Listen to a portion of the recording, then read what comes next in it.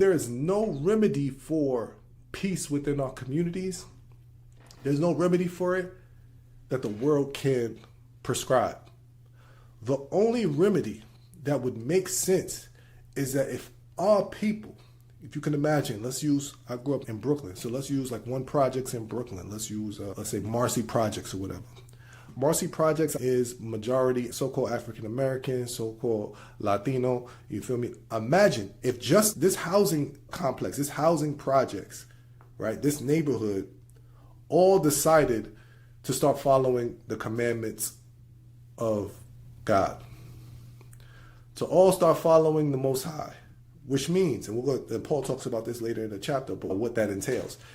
They start following the Most High's laws, statutes, and commandments. They start following Mashiach and following his example, his footstep of how to conduct themselves within community. Just imagine if they all started honoring the Sabbath.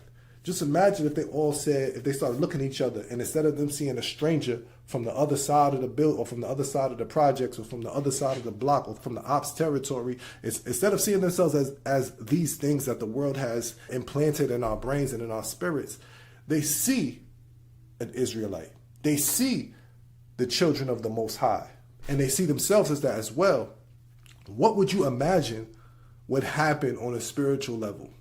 On a spiritual level, what could be seen as a volatile area full of violence and the potential for violence has now become a neighborhood of peace. And now they've bound themselves together in that peace because they are united in spirit. So now, because they've changed how they see each other, now they're able to communicate on a higher level. They're able to lend each other things and resources when they need each other. Now it's no longer the projects. Now it is a community. It is a congregation. It is an assembly. It is a church.